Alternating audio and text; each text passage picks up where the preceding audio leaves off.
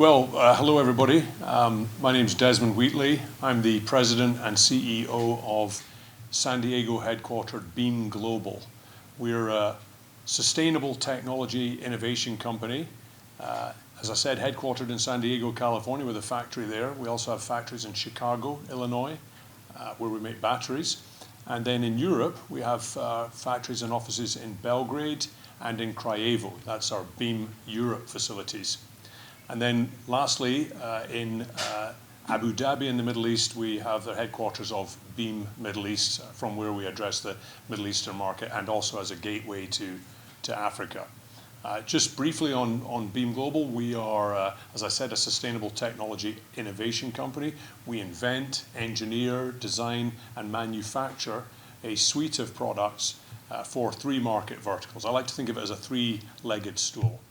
The first of those is energy security and storage. So we make batteries to store electricity, very high energy dense batteries, very safe batteries. And then we also make a suite of products that provide electricity even in very severe conditions. So we have hurricane-proof products, flood-proof products used by militaries and governments and corporations all over the world. The second leg of the three-legged stool is the electrification of transportation. We make products which enable the electrification of transportation by generating and storing electricity right where vehicles of all sorts want to charge. It's not just cars, 2 wheels, 3 wheels, cars, trucks, buses even, and even aircraft. We've hired aircraft, submersibles, drones, all sorts of other pieces of equipment like that. So that's the electrification of transportation. And then the third market vertical that we go after is smart cities infrastructure, by which we simply mean a more, or adding intelligence to the built infrastructure, making street lights not just put light out, but sense if there's been a gunshot or if there's unhealthy air, or if there's a drone flying overhead. In general, just adding intelligence to the built city infrastructure, and turning infrastructure into data gathering and management solutions for cities and the people who live there to make their lives safer and more efficient. Very happy to be here in Rwanda today.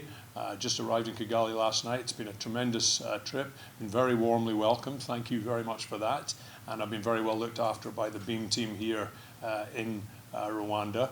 And today we've had a day of meetings with government ministers and the energy ministry, infrastructure ministry, and also the development industry or ministry here as well. It's been a great learning trip for me. I'm looking forward to coming back and going to work in Rwanda.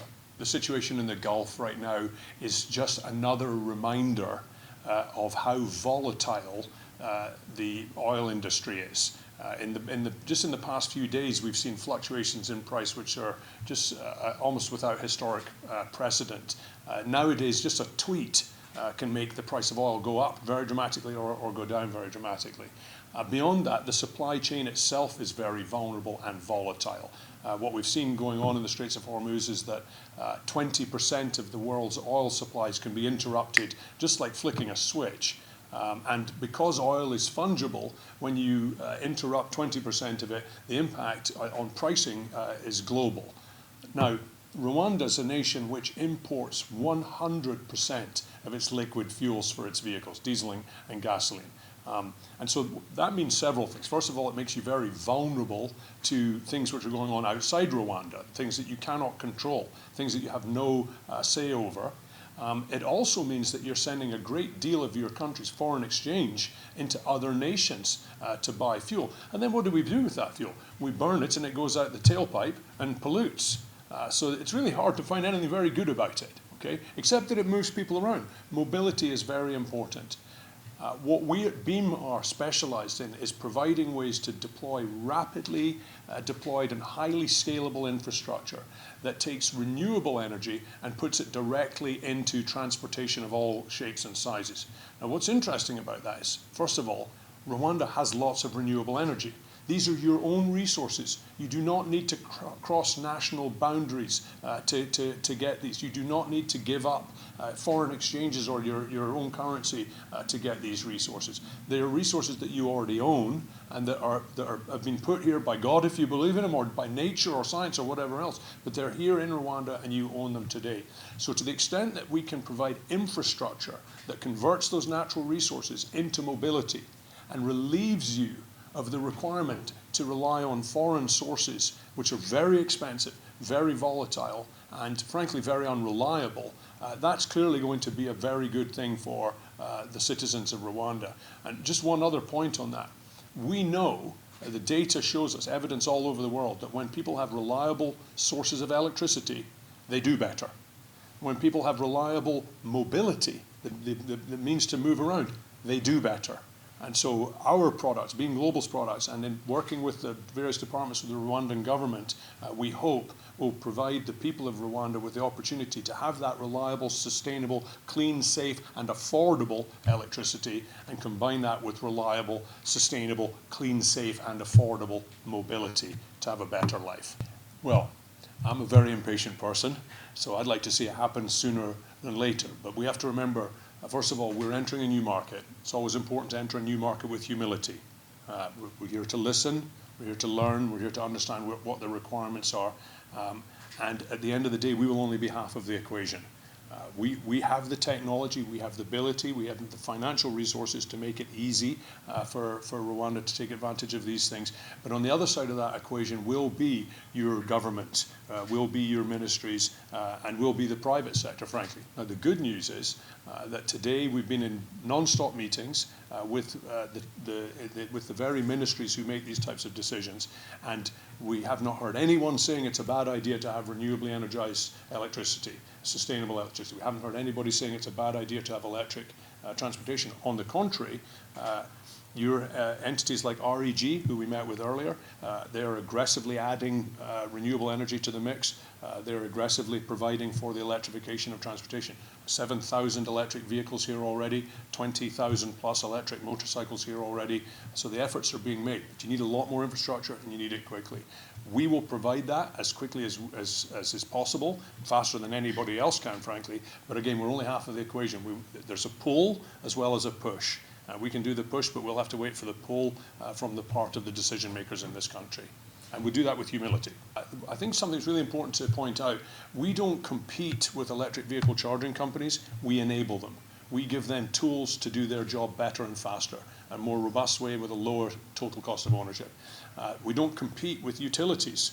We provide tools for them so that they can do what they do, which is providing electricity to their customers. And to the extent that there are other companies here, in fact, we're already providing batteries to a couple of companies who are operating in Rwanda today. To the extent that there are more of those, and there will be, because we're all going to rely on electricity and batteries more in the future, not less, then we will do everything that we can to support them, certainly. And beyond that, it's our ambition to find local people here and to train them. Certainly when we deploy infrastructure here in the long run, we're going to need after-sales support. We're going to need people in the country who understand the product, who can maintain the product, who can help the customers and all that sort of stuff. So that's about creating employment and careers in the future technologies, not the technologies of yesterday, technologies of tomorrow, which is what we do. So it's about creating technology solutions, creating infrastructure solutions, but it's also about people. Ultimately, it always comes down to people. We want to help the people with the technology and the products, but we also want to help people by teaching them, employing them, and creating opportunities for them. The great thing about using renewable resources, which is what we do, is that the unit cost for energy is zero. So we deploy infrastructure that takes solar energy or wind energy and converts it into electricity, stores it in batteries, and then makes it available to people 24 hours a day. Obviously, it's no good having this type of infrastructure if it only works when the sun is shining or it only works when it's windy. So that's how we use our battery technology to buffer those things and to take the intermittency out of those supplies. But the unit cost of the energy is zero. What we need to do is figure out how do we take care of the capital expense that's associated with this infrastructure. And in that instance, there are lots of really clever ways to do that. First of all, we can bring intelligent and very flexible financing options to the table, which allow for low-cost capital paid off in a long period of time. And when you balance that against savings against diesel and gasoline, which is, again, money leaving the country. This would be money that stays in the country, pays for infrastructure that stays in the country. That's a way of taking money that's being poorly spent now and making it be well spent. I mean, it's essential, don't get me wrong, I understand they have to do it, but it'd be much better if it was for infrastructure within the country. And then beyond that, there are other sources of funding too, and other intelligent business models that we can bring to bear, to where we can make the energy very inexpensive. And by the way, in some cases, free.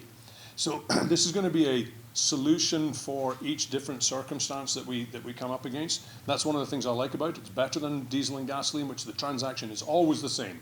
You go, you pump fuel into your vehicle, and you part with cash. In the case of what we're talking about, there are lots of innovative business models that we can use to make it inexpensive and affordable. I don't have those answers yet. I have them in other markets. We're in 23 nations globally today, but as I say, we're here to learn, and we're going to use our innovation, and we're going to use the innovation that Rwandans are famous for to come up with good solutions to make this affordable and accessible. It's about democratizing access to energy and to mobility. I can't know that at the moment because it's early days, but what I've again discovered today just from the initial meetings that we've had is that they are enthusiastic about the technology. They're enthusiastic about the solutions. As people have said to me several times today, we like pragmatic solutions. We like solutions which are ready to deploy, that are proven. Other people have used it. The US Army is our biggest customer. We're deployed in the harshest conditions in the world, so we're proved that over again. Excuse me. Pragmatic solutions, deployable solutions, scalable solutions, and flexible solutions they like. So I hope that we will receive a lot of support for this. I can't know, but certainly the timing is right. Rwanda's in a good position for this right now.